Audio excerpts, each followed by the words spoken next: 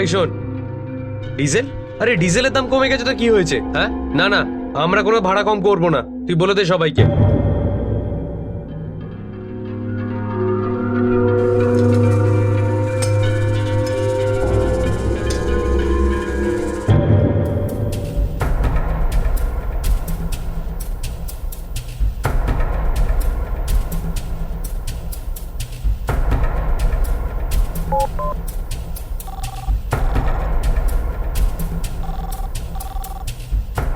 হ্যাঁ আমি বলছি, টাকার ব্যবস্থা হলো? দেখো, আজ যদি আমি টাকাটা না পাই না তো আমি তোমাকে শেষ করে দেব। 10 লাখ, 10 লাখ টাকা থেকে 1 টাকাও কম নেব না আমি।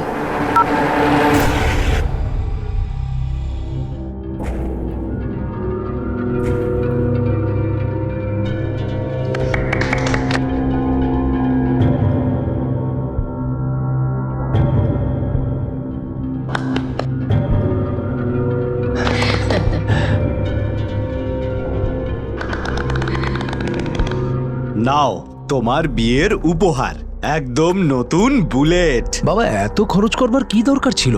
উমেদ যাদবের একমাত্র বোনের বিয়ে, এই জেলার মধ্যে সব থেকে বড় কৃষক আমি। শুধু আমার বোন যেন খুশি থাকে, আর এর দায়িত্ব শুধু তোমার।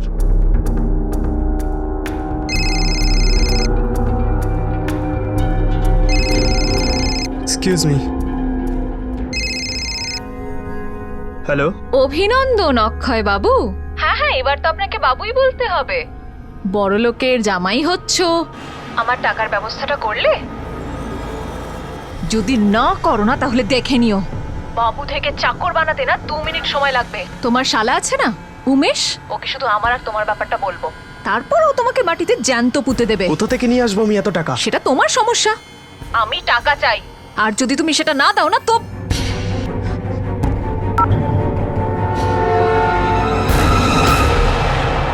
কি হয়েছে? কিছু না। সব ঠিক আছে তো?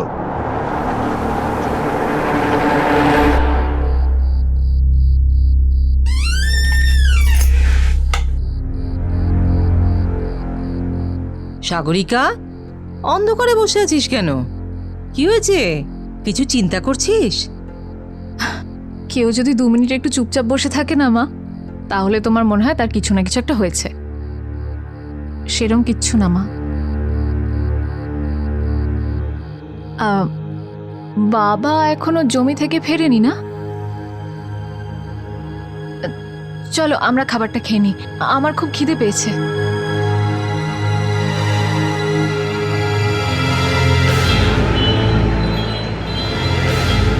আজকে আমরা কত শপিং করলাম তাই না বলো? অক্ষয়, এই টি শার্টটা তুমি আমাকে এক্ষুনি পরে দেখাও। কোনটা? এইটা। আরে বাহ, অক্ষয় তোমার বিয়ে ঠিক হয়ে গেল আর তুমি আমাকে বললেও না। শ্বেতা, তুমি এগুলো নিয়ে ভেতরে যাও, আর মাকে গিয়ে বলো চা বানাতে, আমি আসছি।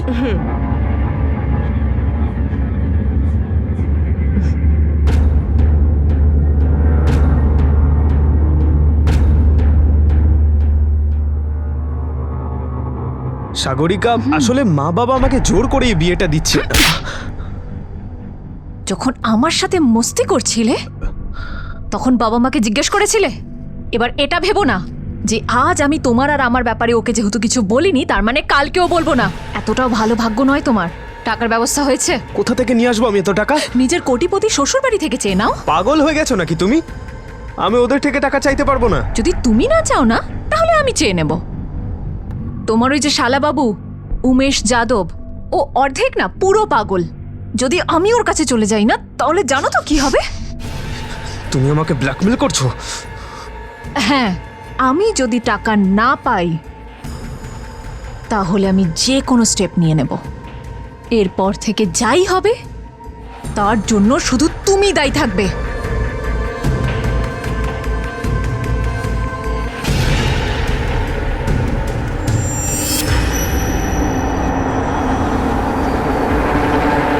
কুড়ি বছরের সাদাসিধা দেখতে সাগরিকা একজন গরিব কৃষকের একমাত্র মেয়ে ছিল, যাকে দেখে কেউ বলতে পারবে না যে সে একজন ব্ল্যাকমেলারও হতে পারে, কিন্তু ব্ল্যাকমেলিং হয় তার প্রয়োজন ছিল, অসহায়তা ছিল, অথবা শখ। হয়তো সে এটা আন্দাজও করতে পারেনি যে সে একটা ভয়ঙ্কর অপরাধ করছে, আর এই অপরাধ তাকে কোন দিকে নিয়ে যাবে তার অনুমানও হয়তো সে করতে পারছে না। কারণ কোনো অপরাধেরই পরিণাম অপরাধী যা ভাবে তার থেকে অনেক ভয়ঙ্কর হয়।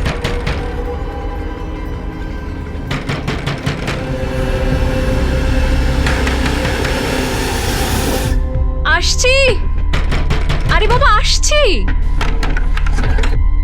কি হয়েছে দাদা, এত জোরে কেন দরজা ধাক্কা দিচ্ছ? মা কোথায়? বাবা কোথায়? মা মন্দিরে গেছে, কীর্তন আছে তো, আর বাবা পঞ্চায়েতে। কি হয়েছে দাদা? ভালো হয়েছে তারা বাড়িতে নেই। তোর সাথে আমার কিছু কথা বলার আছে। তোর এই অক্ষয়ের সঙ্গে কি সম্পর্ক চলছে? জল নিয়ে আসছি। দাদা, আগে তুই আমার প্রশ্নের উত্তর দে। কি সম্পর্ক চলছে তোদের? আমি শুধু সত্যিটা শুনতে চাই, শুধু সত্যি। ও আমার কলেজে পড়ে, কিন্তু কিছু মাস আগে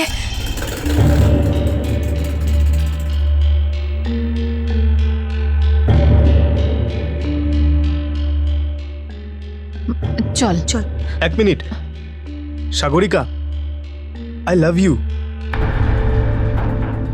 আরে কিছু বলো না। আরে আমার বন্ধুরা আমার উপর হাসাহাসি করছে। 24 ঘন্টা শুধু আমি তোমার ব্যাপারেই ভাবতে থাকি। মরে যাব আমি তোমাকে ছাড়া। তুমি যদি আমাকে হ্যাঁ না বলো না। অক্ষয়, এগুলো কি বলছো তুমি? সবাই দেখছে। দেখো, তুমি এগুলো মজা ভাবে নিতে পারো, কিন্তু আমি না। দেখো, আমরা খুব গরিব, এইসব ঝামেলায় পড়বো না। হাত জোর করছি, আমার পিছু নিও না প্লিজ। একটা কথা বলতো, আচ্ছা অক্ষয়কে তো সত্যি ভালো লাগে না? সুকন্যা, কথাটা ওর ভালো মন্দ হওয়ার নয়, কিন্তু আমার বাড়িতে যদি কেউ টেরও পায় তো জানি না কি হবে। ভীতু কোথাকার, মুভিতে দেখিসনি? আরে ভালোবাসা এসব হয়, আর যেটা সহজে পাওয়া যায় সেটাতে মজা পাওয়া যায় না। আর হ্যাঁ, ওকে জিজ্ঞেস করিস কিন্তু, বিয়ে করবে তো তোকে? বিয়ে কালকে করবে? আরে কিছু তো বলো, বলে দাও। আমার যদি পছন্দ না হয় বলো। তুমি আমায় পছন্দ করো তো?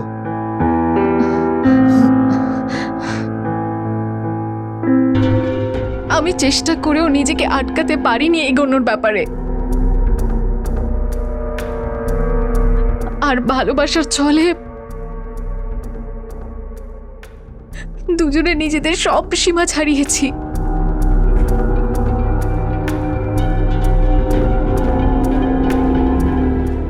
শোনো না অক্ষয়, হ্যাঁ? আমরা বিয়ে কবে করব? কারণ আমি কিন্তু আর মিথ্যে বলতে পারবো না বাড়িতে। আর কিছুদিন অপেক্ষা করো। যেদিন মা বাবা খুব ভালো মুডে থাকবে না, সেদিন আমি আমাদের বিয়ের ব্যাপারে কথা বলবো। কিন্তু পরে জানি না, আমার কেন জানি একটা ভয় হতো। আর কয়েকদিনের মধ্যেই আমার এই ভয়টা সত্যি হয়ে গেল। কি? তুমি প্রেগনেন্ট? কিন্তু কি করে? কিভাবে মানে? অক্ষয়, তুমি এসব কি বলছো? সাগরিকা, আস্তে কথা বল। তোর একটু শান্ত হয়ে কেন কথা বলছিস না? তুমি গিয়ে অ্যাবর্শন করি নাও। করিয়ে নাও তার মানেটা কি? তুমি আসবে না আমার সাথে? না, আরে আমি যাব না। আরে ওখানে কেউ চেনাশোনা থাকলে আর ও এসে বাড়িতে বলে দিলে মা বাবা তো লজ্জায় মরেই যাবে। হ্যাঁ হ্যাঁ, তোমার তো সবার চিন্তা আছে, শুধু আমাকে ছাড়া। আরে একবার বললাম না যে আমি যাব না মানে যাব না। আমি সাতারা গিয়ে নিজের অ্যাবর্শন করাই। ও আসেনি আমার সাথে, সুকন্যা গেছিল। দাদাও আমাকে ঠকিয়েছে। তারপর থেকে ও আমাকে অ্যাভয়েড করা শুরু করে। আমি ওর সঙ্গে দেখা করার অনেক চেষ্টা করেছিলাম, কিন্তু যেই ও আমাকে দেখতে পেত নিজের রাস্তায় পাল্টে নিত। তারপর আমি জানতে পারলাম সামনের 15 দিনের মধ্যে ওর বিয়ে হবে। ও উমেশ যাদবের বোনের সাথে। যখন আমার মাথায় কিছু এলো না, তখন আমি ওকে ব্ল্যাকমেল করতে শুরু করলাম। দেখো, যদি তুমি টাকাটা আমায় না দাও না, তো আমি তোমাকে শেষ করে দেব। 10 লাখ টাকা চেয়েছিলাম ওর থেকে, শুধু টাকার লোভের জন্য নয়। আমি তো শুধু ওকে কষ্ট পেতে দেখতে চাই। ওর থেকে প্রতিশোধ নিতে চাই। ছোট লোক কথাকার, আমি এক্ষুনি গিয়ে অক্ষয়ের মাথার খুলি উড়িয়ে দেবো। ও ভাবে কি নিজেকে? দাদা দাদা দাদা দাদা তুই যাস না। হ্যাঁ? এখনো তুই ওর চিন্তা করিস? হ্যাঁ, বাড়ির সম্মান ডুবিয়ে দিয়ে এসেছিস, এখনো লজ্জা নেই তোর? একটা কাজ কর, আমি যেরকম বলছি ওইরকম কর। এক্ষুনি আগে ওকে ফোন কর, আর ওকে কালকে যেমন করেই হোক ওই জঙ্গলে ডেকে নিয়ে আয়।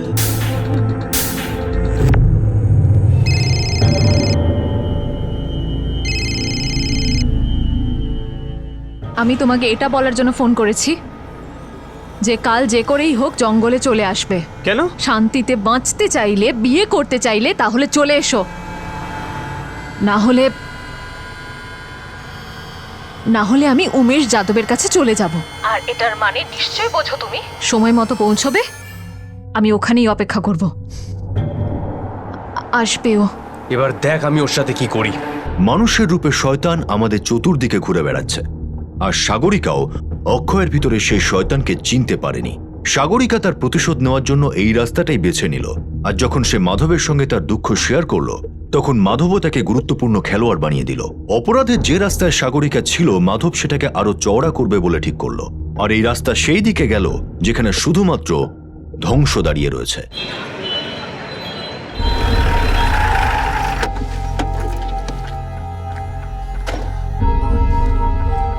এইখানেই আমরা দেখা করতাম।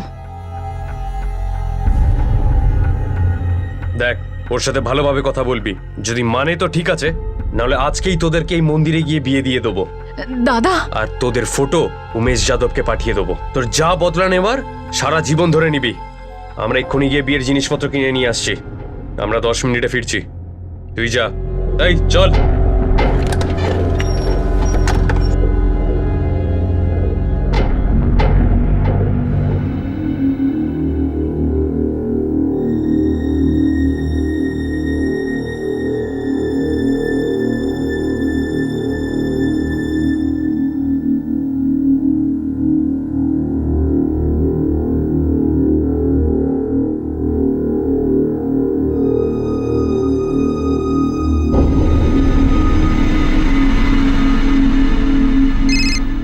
হ্যাঁ বল, কি হয়েছে? দাদা এখনো তো আসেনি। তুই ওকে ফোন করতেই থাক।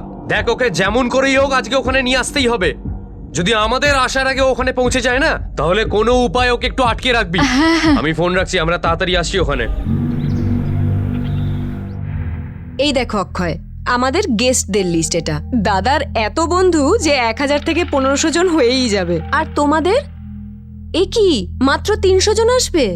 আসলে ব্যাপারটা কি বলো তো, আমাদের এখানে এক মিনিট। হ্যাঁ,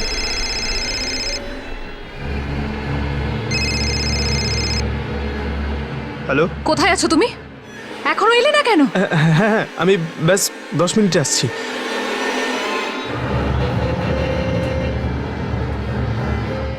ওই জামাই বাবু, কি হয়েছে? তুমি এত টেনশনের মধ্যে আছো কেন? শোনো, তোমার কোনো অন্য গল্প নেই তো? এরকম কিছু যদি কোনোদিন জানতে পারি না, তাহলে বিয়ের যজ্ঞের বদলে তোমার চিতা জ্বলবে। আর তুমি ভালো করেই জানো যে আমি এসব করতে পারি। মায়ের দিব্যি বলছি দাদা, এমন কোনো ব্যাপার না। হ্যাঁ, তাহলে ঠিক আছে। হ্যালো, হ্যাঁ শোন,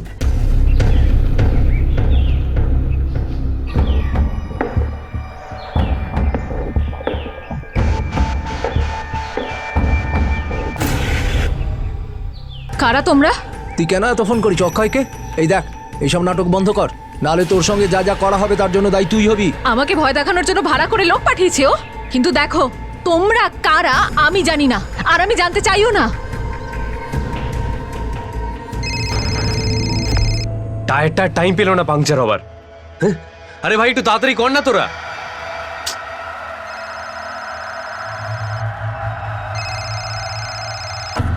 কত টাকা দিয়েছে ও আমাকে ভয় দেখানোর জন্য? দেখো, আমি এত সহজে ভয় পাবো না। একা মেয়েকে পেয়ে ভয় দেখাচ্ছ?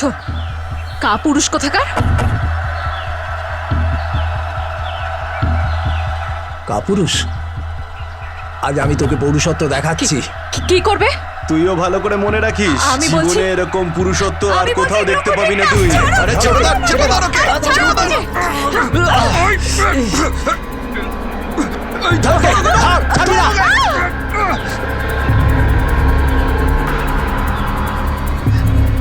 কোথায় যাবি? দাঁড়া, আমাদের এই, হাত ওকে থেকে ছাড়বি পালাতে না, পারবি না। ধর ওকে, ছাড়বো না ধর। তোকে। দাঁড়া বলছি। দাঁড়া, তোকে ধরি, তারপর দেখিয়ে দেবো পুরুষ কাকে বলে। এই, ধর ধর এই, ওকে একদম তাড়াতাড়ি ছাড়বি না, ধর ওকে। ধর।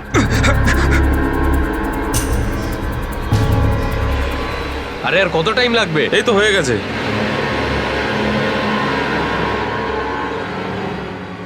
সাগরিকার মিস কল।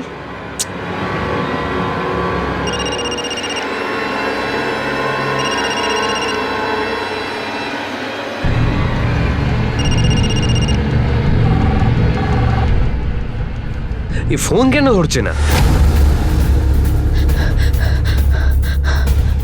চল রে, হয়ে গেছে। হয়ে গেছে। এই বস বস, তাড়াতাড়ি চল।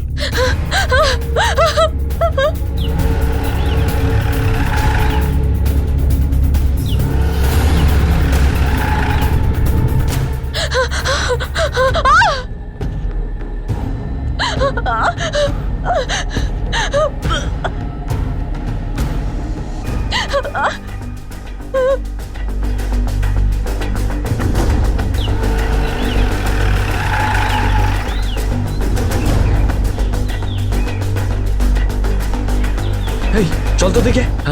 সাগরিকা, সাগরিকা, আজ যদি আমার বোনের কিছু হয়ে যায় না, অক্ষয়কে জ্যান্ত চালিয়ে দেবো আমি। সাগরিকা, সাগরিকা। দাদা, ওই দিক থেকে আওয়াজ আসছে। দাদা, মোবাইলটা এখানে পড়ে আছে। সাগরিকা, সাগরিকা।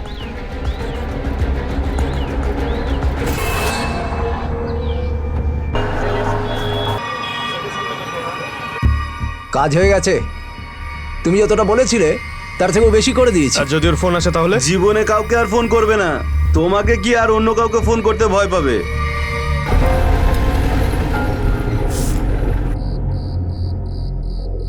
মাধব, মাধব, মাধব সাগরিকা বাড়িতে এখনো বেরেনি। ওকে ফোনেও পাওয়া যাচ্ছে না। আমি ওর সব বন্ধুদের ফোন করেছি, ওদের কারোর বাড়িতে নেই মাধব। আমার খুব ভয় করছে, খুব ভয় করছে আমার।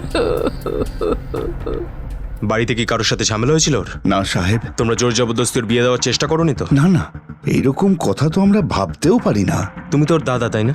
হ্যাঁ। তোমার সাথে কোনো ঝগড়াঝাটি কিছু? তোমরা ওকে মারধর করোনি তো? না না স্যার। রবি, স্যার, ছবি আছে ওর? হ্যাঁ সাহেব, এই নিন। এই ছবিটা আশেপাশের সমস্ত থানাতে পাঠিয়ে দাও। দেখো কোনো জায়গা থেকে কোনো ট্রেস পাও নাকি।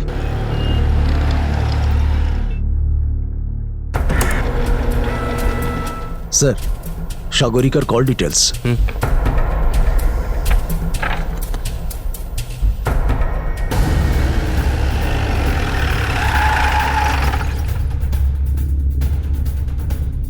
আমরা তদন্ত করেছি, আর সেই ব্যাপারে আপনাদের সঙ্গে কিছু কথা আছে। সাগরিকা কোন কলেজে পড়তো? MYK college. কার কার সঙ্গে দেখা করতো? কোনো বন্ধু? ছোট থেকে ওর একজনই বান্ধবী, সুকন্যা। আর অক্ষয়, ওর সাথে কি সম্পর্ক ছিল? সেটা কে সাহেব? তুমি তো ভালো করেই জানো, তাই না? বোন ছিল তোমার। ওর কল রেকর্ড অনুযায়ী ওই দিন ও শুধু তোমাকে আর অক্ষয়কে ফোন করেছিল। পুলিশ স্টেশনেই আমরা বুঝতে পেরে গেছিলাম যে তুমি সব কিছুই আগের থেকে জানো। এবার বলবে নিজের থেকেই নাকি বলাবো? আমি জানতাম স্যার। ওই দিন আমি যেরকম বলছি ওইরকম কর। এক্ষুনি আগে ওকে ফোন কর, আর ওকে কালকে যেমন করেই হোক ওই জঙ্গলে ডেকে নিয়ে আয়। দেখ, ওর সাথে ভালোভাবে কথা বলবি। যদি মানে তো ঠিক আছে, নাহলে আজকেই তোদেরকে এই মন্দিরে গিয়ে বিয়ে দিয়ে দেবো। সাগরিকা, সাগরিকা, সাগরিকা।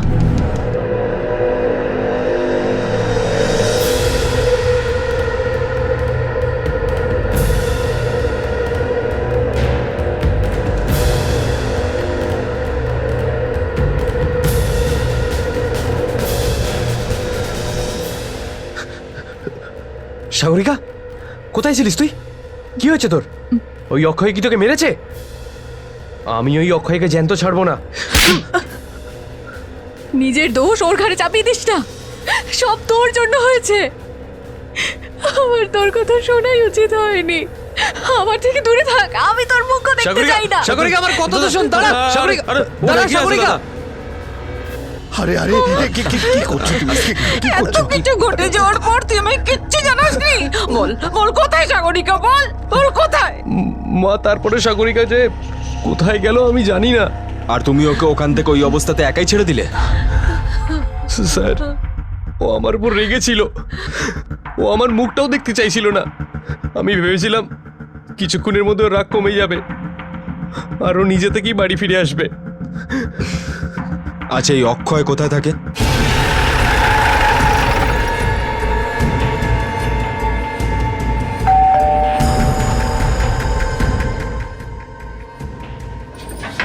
অক্ষয়কে ডাকুন, ওর সঙ্গে আমাদের কিছু কথা আছে। আমি কিচ্ছু জানি না স্যার, আমি তো সারাদিন কালকে বাড়িতে ছিলাম। হ্যাঁ, আমাদের ছেলে ভীষণ সাদাসিধে। আর আপনারা যেই মেয়েটির কথা বলছেন, আমরা তো ওকে চিনি না। আপনি চেনেন না হয়তো, কিন্তু ও চেনে। কিরে, বল বল কিভাবে চিনতিস ওকে? ওর নিখোঁজ হলো কি করে বল? স্যার, আমার আর ওর সম্পর্ক ছিল, কিন্তু আমার বিয়ে ঠিক হয়ে যাওয়ার পরে আমার আর ওর সঙ্গে কোনো সম্পর্ক নেই। না ওকে কখনো দেখেছি, না ওর সঙ্গে কথা আচ্ছা। বলেছি। তাহলে এটা কি? এই কল রেকর্ডস বলছে যে প্রতিদিন তোদের মধ্যে কথা হতো, তাও 10-15 মিনিট ধরে। আর তুই বলছিস যে সম্পর্ক শেষ হয়ে গেছিল? হ্যাঁ বল। আমার তরফ থেকে সম্পর্ক শেষ হয়ে গেছিল, কিন্তু ও সম্পর্ক শেষ করার জন্য টাকা চাইছিল, আমাকে ব্ল্যাকমেল করছিল স্যার। শেষবার কবে দেখা করেছিলি বল? স্যার, শেষবার ও আমাকে জঙ্গলে দেখা করতে বলেছিল। তো তুই কি করলি?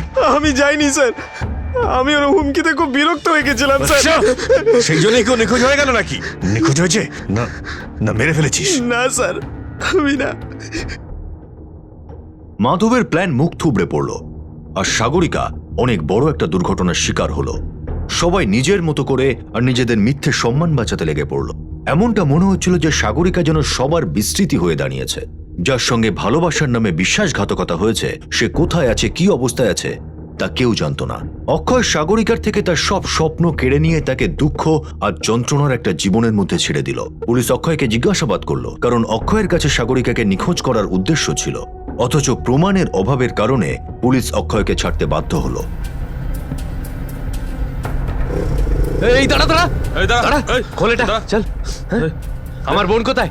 হ্যাঁ, কি করেছিস ওর সাথে? আমি তোকে দেখিও নি। দেখিসনি? তুই পুলিশকে বোকা ভাবতে পারিস, কিন্তু আমাকে না। তোকে জ্যান্ত ছাড়বো না আমি, তোকে জ্যান্ত ছাড়বো না। বল বল বল বল, মার রাম করতে বলবি না? বল বল ওর বল কোথায়? বল মার, মারো দাদা মারো।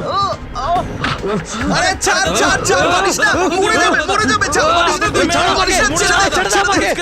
পুলিশ কেস হয়ে যাবে ভাই, ছেড়ে দে, মারিস না, ছেড়ে দে, ছেড়ে দে ভাই।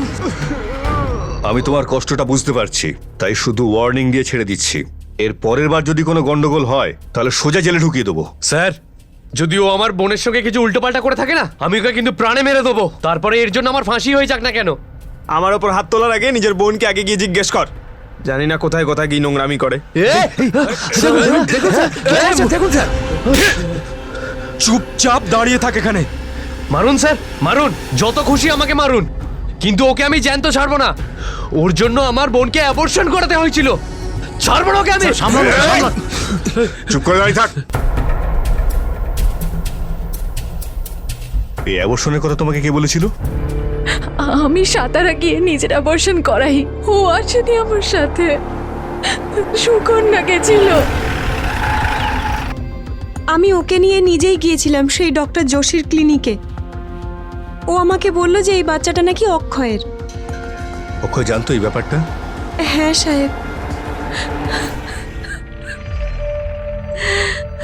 পুলিশ ছাড়া আর কেউ সাগরিকাকে খোঁজার কোনো চেষ্টা করছিল না, কিন্তু পুলিশের হাতেও তেমন কোনো প্রমাণ ছিল না। তারপর কাহিনীটা যে মোড় নিল তা কারো কল্পনাতেও আসেনি।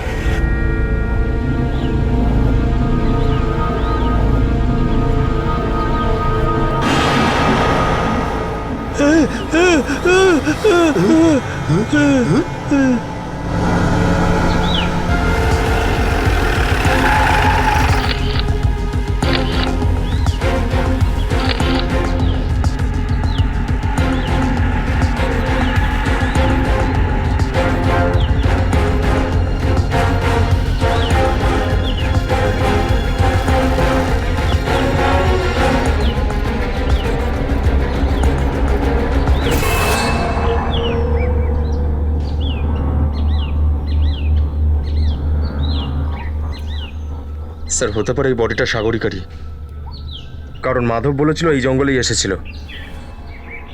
তুমি ওর বাবা মাকে শনাক্তকরণের জন্য ডাকো। মুখটা তো থেতলেই গেছে, দেখো যদি ঘড়ি আংটি আর জামা কাপড় দিয়ে শনাক্ত করতে পারে। Yes sir.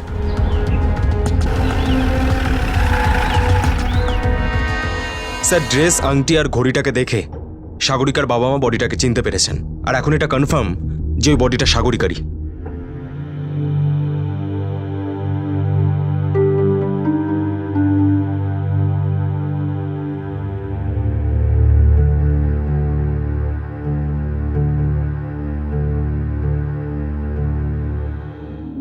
স্যার স্যার সাগরিকাকে খুন করার আগে ওকে খুব খারাপভাবে রেপ করা হয়, সেটাও দুজন আলাদা আলাদা লোক করেছে। ওর বডি থেকে আর ক্ষতর জায়গা থেকে দুটো লোকের ডিএনএ স্যাম্পল পেয়েছি।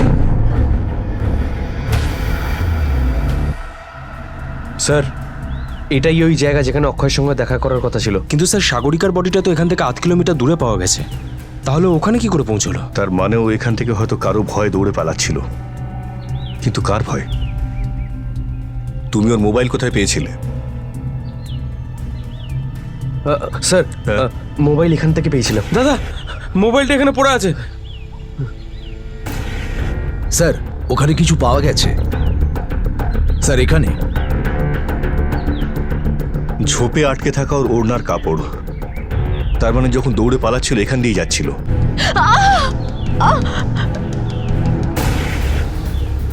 স্যার এখান থেকে কিছু ডিএনএ তথ্য পাওয়া গেছে। তার মানে এখানে ওর উপর অত্যাচার করা হয়েছিল। তোমরা যখন এসেছিলে তখন ওকে কোথায় পেয়েছিলে?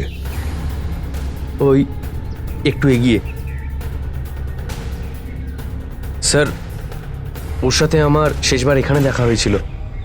সাগরিকা কোথায় ছিলিস তুই? কিন্তু ডেড বডি তো এখান থেকে অনেক দূরে পাওয়া গেছে। ও তাহলে কোন দিকে গিয়েছিল? স্যার ওই দিকে। এইখানে ওকে মারা হয়েছিল। আর মাধবের সঙ্গে ওর যেখানে দেখা হয়েছিল সেখান থেকে এখানকার দূরত্ব প্রায় 500 ফিট। তার মানে আরো কেউ ছিল যে ওর উপর নজর রাখছিল। স্যার এটা ওই রেপিস্টই হতে পারে, বা অন্য কেউ। একটা কথা খুব ভালো করে শুনে রাখ, যদি জানতে পারি কারোর সাথে তোর সম্পর্ক আছে তাহলে গুলি করে খুলি একেবারে উড়িয়ে দেব। আর যতক্ষণ এটা প্রমাণ না হচ্ছে যে তোর ওর সাথে কোনো সম্পর্ক নেই, ততক্ষণ এই বিয়ের কথা ভুলেই যান আপনারা। কিছু শুনতে চাই না আমি। তুমি আমার কথা বিশ্বাস করছো না কেন?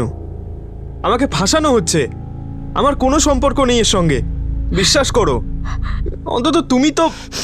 অক্ষয়, এই অক্ষয়, বাড়িতে কি লুকিয়ে বসে আছিস? বাইরে বেরো।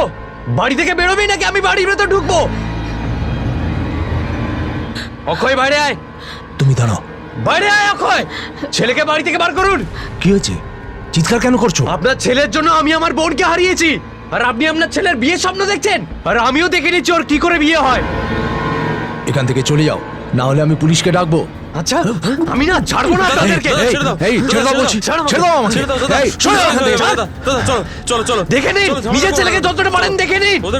যেদিনকে ওকে রাস্তায় একা পাবো আমি শেষ করে দেবো ওকে, আমি শেষ করে দেবো, ছাড়বো না ওকে আমি।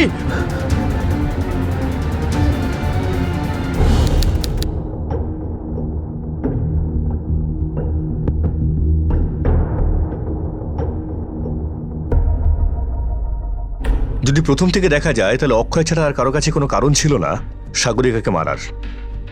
আমাদের অক্ষয়কে ধরে আনতে হবে। অক্ষয়, অক্ষয়, অক্ষয়। কি হয়েছে? অক্ষয় তো বাড়ির ভেতরেই আছে, কিন্তু দরজা খুলছে না। দেখুন না, কখন থেকে ফোনে চেষ্টা করছে কিন্তু ফোনই তুলছে না। এ শোনো, দেখো তো।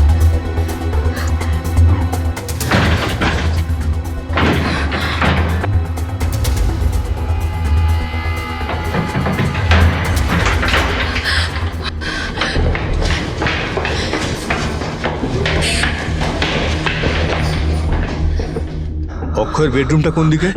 এইটা এইটা।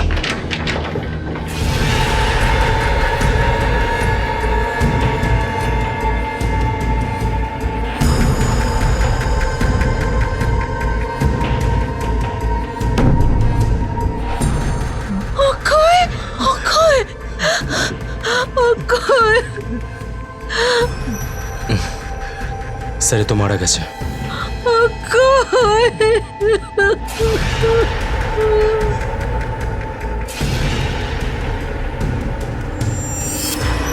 অক্ষয়ের মার্ডার এই কেসটা আরো জটিল করে তুলল, কারণ শুধুমাত্র অক্ষয়ই ছিল যার কাছে সাগরিকাকে মারার কারণ ছিল। কিন্তু এখন তো অক্ষয় নিজেই মারা গেছে। এরপর নিশানায় ছিল মাধব এবং উমেশ। এরা দুজনেই প্রকাশ্যে অক্ষয়কে প্রাণে মারার হুমকি দিয়েছিল। কিন্তু যে সময় খুনটা হয়েছিল তখন মাধব তার বোনের অন্তিম সংস্কার করছিল আর উমেশ তার নিজের বাড়িতে ছিল। আর এই দুজনের ফিঙ্গারপ্রিন্টও খুনের হাতিয়ারে পাওয়া যায়নি। যদি সব সাসপেক্ট নিরপরাধ হয় তাহলে অপরাধীটাকে?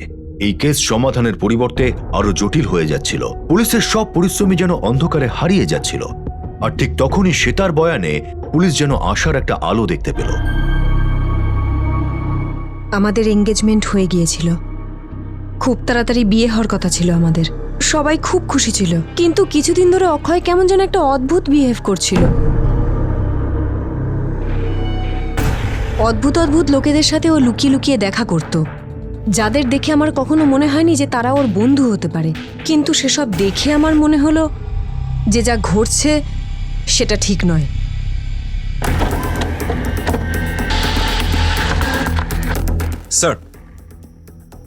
স্যার অক্ষয়ের কল রেকর্ডের লিস্ট অনুযায়ী এই দুটো নম্বরে অনেকবার ফোন করা হয়েছে, আর সব সময় সাগরিকার ফোন আসার পরই করা হয়েছে। তার মানে দাঁড়ায় এই দুটো নাম্বারেরই সাগরিকার মার্ডারের সঙ্গে নিশ্চয়ই কোনো না কোনো সম্পর্ক আছে। একটা কাজ করো, এই দুটো নাম্বারের ডিটেলস বার করো আর ওদেরকে নিয়ে এসো।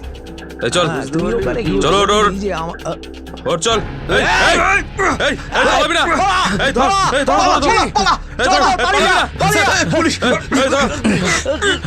চল ভেতরে ছেড়ে দিন স্যার।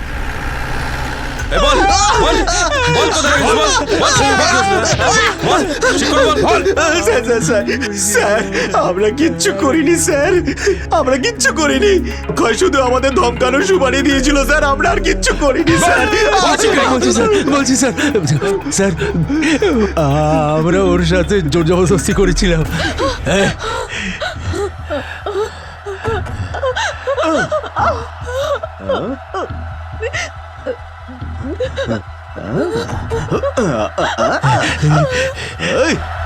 দেখো, আমি অক্ষয়কে আর কখনো ফোন করবো না। আমাকে যেতে দাও প্লিজ, আমাকে ক্ষমা করে দাও, আমাকে ক্ষমা করে দাও, আমাকে ক্ষমা করে দাও প্লিজ। কাপুরুষ বলছিলিস? দেখাচ্ছি তোকে আমাদের পুরুষত্ব।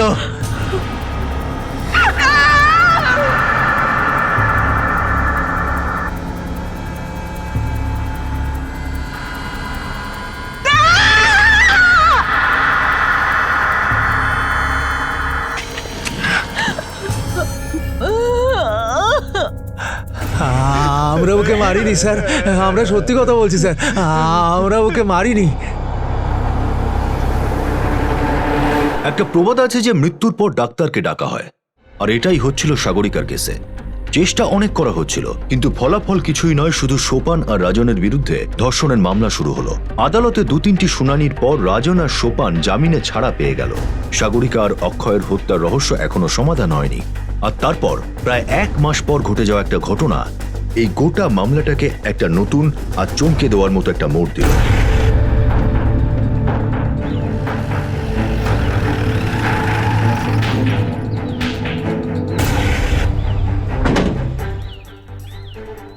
সরুন সরুন এখান থেকে, সরে যান এখান থেকে। স্যার, রাজন আর সোপান সাগরিকাকে যারা রেপ করেছিল মাথায় পাথরের আঘাত করে খুন করা হয়েছে, যেমন সাগরিকাকে মারা হয়েছিল। মৃত্যুটা তাও 5-6 ঘন্টা আগে হয়েছে স্যার। আর বডির ওপরে শুকনো ঘাসও দেওয়া হয়েছে। বডির পাশে মদের বোতলও পাওয়া গেছে স্যার। কেউ কিছু দেখেছে? না স্যার, কিন্তু একজন কৃষক রয়েছে যে প্রথম এই বডিটাকে দেখেছিল, শুকনো ঘাস তোলার জন্য এসেছিল। আপনি পাথরে হাত দেননি তো? না স্যার। স্যার পাথরের ওপরে ফিঙ্গারপ্রিন্টসগুলো নিয়ে নিয়েছে।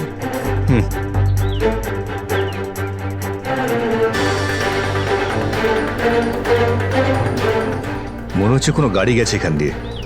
একটা কাজ করো, এই টায়ারের চিহ্নের ফটোগ্রাফ নিয়ে নাও, আর এই মাটির স্যাম্পেলও নিয়ে নিও। Sir, sir fingerprint report. Sir এই রিপোর্টটা থেকে এটাই জানতে পারা যাচ্ছে যে এই 3টেই মার্ডার একজন লোকই করেছে, কারণ টোটাল ফিঙ্গারপ্রিন্টসগুলো একজন লোকেরই স্যার। কি হতে পারে সে? মাধব, না স্যার, মাধবের ফিঙ্গারপ্রিন্টস এই রিপোর্টটার সঙ্গে ম্যাচ করছে না। আর যেদিন ডাবল মার্ডারটা হলো সেই দিন মাধবের মোবাইল লোকেশন টেম্পো ইউনিয়নের মিছিলের কাছেই ছিল। হতে পারে হয়তো নিজে যায়নি, অন্য কাউকে সুপারি দিয়েছে।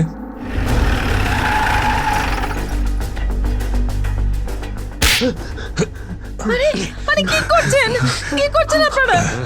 রাজন আর সোপানকে মারার জন্য কাকে সুপারি দিয়েছিলি? আমি এরকম কিছু করিনি স্যার, আমি তো ওই দিন মিছিলে গেছিলাম।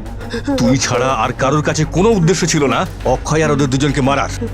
সত্যি বল, তুই অক্ষয়কে হুমকি দিয়েছিলি না? সেটা তো আমি রেগে গিয়ে দিয়েছিলাম স্যার। মালে থানা নিয়ে চলো, ওকে ওখানে সব কথা ওগরাবে ও।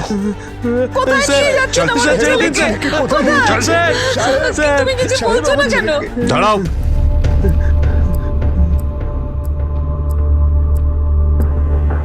তুই তো মিছিলে গিয়েছিলি না পরশু? তাহলে তোর গাড়ির টায়ারে এই ঘাসগুলো আসলো কোথা থেকে? কোথায় গিয়েছিলি তুই পরশু গাড়ি নিয়ে? আমি তো মিছিলের গাড়ির সাথেই গিয়েছিলাম। পরশু তো বাবা গাড়ি নিয়ে গেছিলেন।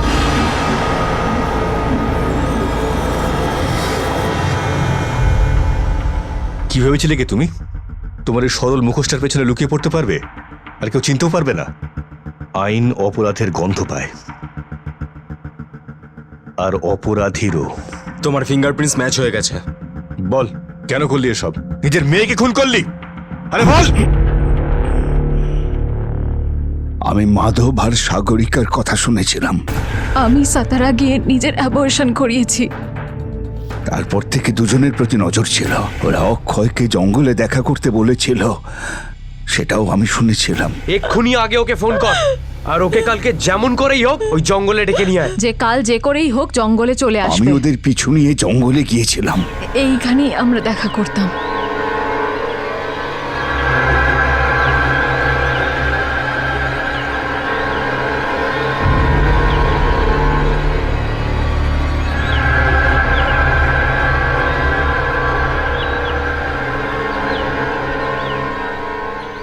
আমার খোঁড়া পায়ে আমি কিছু করতে পারছিলাম না। আমি আমার মেয়েকে বাঁচাতে পারিনি। যখন ওকে পেলাম তখন সবকিছু শেষ হয়ে গিয়েছিল। ও তো নিজের সর্বনাশ করেইছে, তার সঙ্গে আমাদের সম্মানটাও মাটিতে মিশিয়েছে।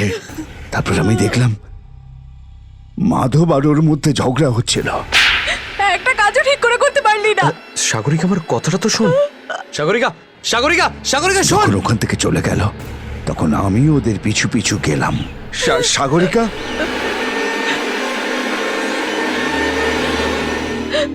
বাবা, বাবা দেখো না ওরা আমার সাথে কি করলো। বাবা, আমি এবার কি করব? কিছু তো বলো, কিছু তো বলো, কিছু তো বলো বাবা।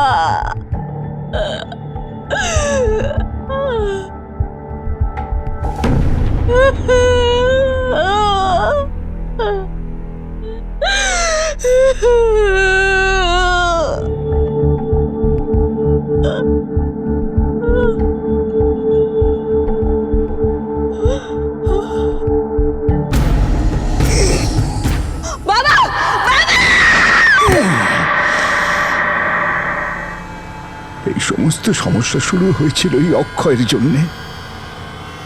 আমি ওকে কি করে জীবন্ত ছেড়ে দিতে পারি? ওর বাঁচার কোনো অধিকার নেই, সেই কারণে আমি ওকে মেরে ফেলেছি।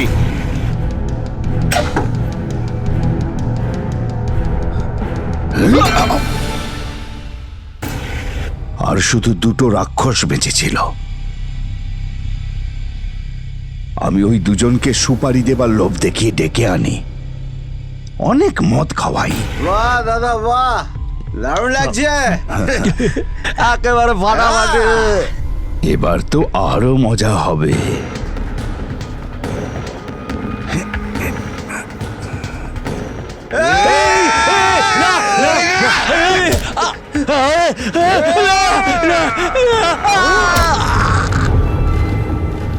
আমাদের সমাজের মানসিকতা আজও বদলায়নি, আর জগন্নাথ তার জলজ্যান্ত উদাহরণ। সে নিজের মেয়েকেই ভীষণই নির্দয়ভাবে খুন করলো। সেই মেয়ে যে ভালোবাসার নামে প্রতারিত হয়েছিল আর তারপর নিজের সম্মান বাঁচিয়ে রাখতে চেয়েছিল। যার কোনো ভুল ছিল না, যার এই কঠিন সময় তার বাবার সাহায্যের প্রয়োজন হয়ে পড়েছিল, সেই বাবাই তাকে নিজের হাতে মেরে ফেলল শুধুমাত্র নিজের মিথ্যে সম্মানের জন্য। যদি জগন্নাথ পুলিশের সাহায্যও নিত তাহলে সাগরিকা সুবিচার পেত আর সে হয়তো আজ বেঁচে থাকত। কোনো মানুষেরই আইন নিজের হাতে তুলে নেওয়ার কোনো অধিকার নেই। সাগরিকা তার সব অসম্পূর্ণ ইচ্ছেগুলো নিয়ে অন্য দুনিয়ায় চলে গেছে আর জগন্নাথ গরাদের পিছনে, যার জন্য সে নিজেই দায়ী। তাকে আইন যাবজ্জীবন কারাদণ্ডের নির্দেশ দিয়েছে। সন্তানদের ভুলের কারণে মা বাবার রাগ হওয়াটা খুবই স্বাভাবিক, কিন্তু প্রয়োজন হলো এমন মুহূর্তে সন্তানদের সঙ্গে কথা বলা, তাদের বোঝানো আর তাদের বোঝার চেষ্টা করা। আপনাদের সবার কাছে অনুরোধ যে রাগ কখনো আপনাদের মাথায় চেপে বসতে দেবেন না আর নিজের বুদ্ধি দিয়ে সিদ্ধান্ত নিন। এখন আমি অনুপ সোনি আপনাদের কাছ থেকে বিদায় নিচ্ছি। আবার দেখা হবে পরবর্তী এপিসোডে আরো একটা চমকে দেওয়ার মতো ঘটনা নিয়ে। ততক্ষণ নিজের আর নিজের পরিবারের খেয়াল রাখুন আর দেখতে থাকুন ক্রাইম পেট্রোল ডায়াল 100। শিক্ষা একজনের, জ্ঞান আমাদের সবার। জয় হিন্দ।